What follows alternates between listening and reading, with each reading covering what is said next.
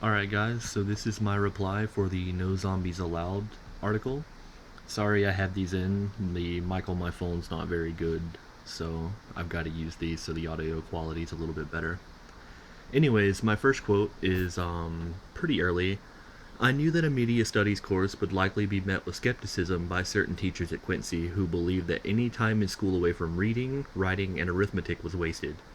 They probably would see it as an extra, a fluff course that was but one more step away from the all important basics in which our children were seen to be so sorely lacking. In some way, this quote upset me, even though I know it's true. Many teachers, generally of an older generation, see technology courses as, just as he said, fluff. It doesn't matter to them how important it is to be technologically literate now, let alone in the future. Classrooms even now are slowly evolving and implementing new technology, bug, even though it was around when I was in high school, such as smart boards. In my opinion, that's a really archaic way of thinking, and I won't apply that in my classroom. But it's pretty hard to change people who are already set in their ways. I mean, I'm sure you've all had teachers like that who don't want to implement everything. They want to write on a chalkboard, and that's it. So for my second quote, do you think that girl and the other guests on the talk shows get used in a sense by the producers and the hosts? Yeah, answered the kids as a chorus, and so do we, Paloma added. We get used too. How? I asked, not sure where she was headed. 'Cause we watch 'em. This has always been kind of a point of contention for me regarding the help shows like Dr. Phil and the such. They boast that they can help and rely on viewers, some with legitimate problems and some who are just kind of faking it, to come on their show and present their problem. Now, first of all, I understand that it's a TV show, right? It has to be entertaining or they wouldn't get the ratings to keep the show running. On the other hand, it's pretty clearly not in place to help the participant. Even if they offer help at the end of the show, it's treated as some kind of circus act, and the participants are ridiculed throughout the show, even though many of them may have like a misconception that they're going to have legitimate counseling on there.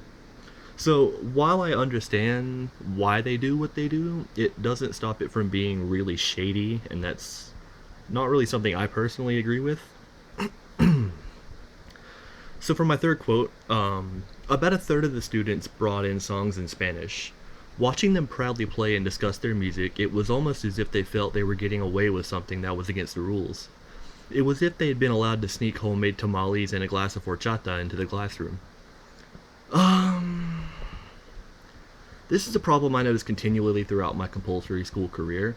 I didn't think about it too much back then because I was an angsty little teenager, but looking back at it now, it's pretty sad.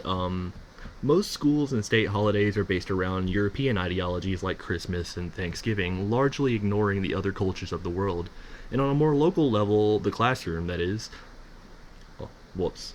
This obviously makes any students feel left out if they adhere to a more traditional feel of their culture.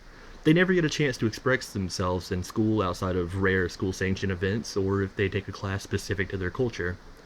On the flip side, all of the aforementioned European holidays are automatically enforced, so to speak, without any need for us to go out of our way.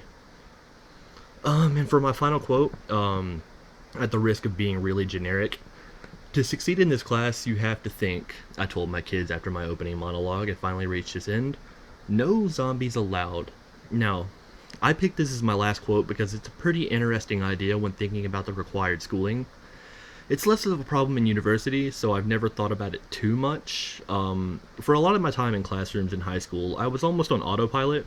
Everything was so simple and none of it required any real comprehension skills.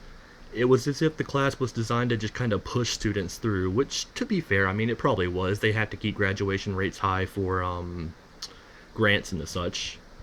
On the rare occasion that I was in a class where I really felt that I had to stop and think, I loved it.